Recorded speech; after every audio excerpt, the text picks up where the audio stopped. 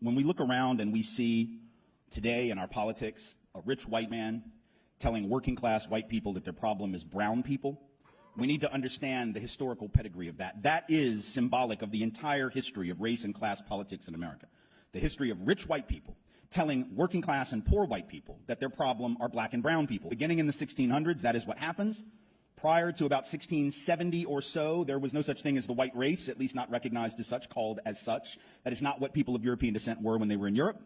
They were English, they were Irish, they were Scottish, they were whatever they were. They were not white. Only in the colonies do we become white, and for a very specific reason, because in those early years of the colonial period, where you had white indentured servants, one level above enslaved themselves, and you had African-descended folks, some of them enslaved for life, others indentured servants also in the earliest years of the colonies, those people would often see their interests as being common. They all realized that they were being screwed over by the same landowners, the same elite. They fomented various rebellions, like Bacon's Rebellion in Virginia, others as well.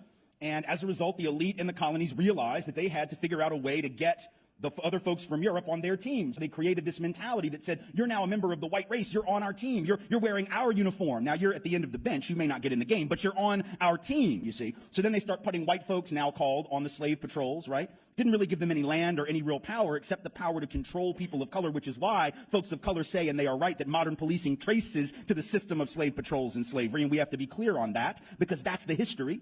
Right? Whiteness was created to divide and conquer, to create the notion that even though you might not have much, at least you're not black, at least you're not indigenous, at least you're not Mexican, at least you're not Chinese working on the railroads to build the transcontinental economy.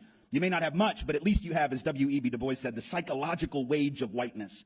And it's a trick that was played during the Civil War era on my people in the South, right? Rich folk, landowners in the South telling poor white folks who didn't own anything that they got to go out and fight to preserve the rich man's property in human beings. Fascinating. Why would you do that? Why would I go fight for your property?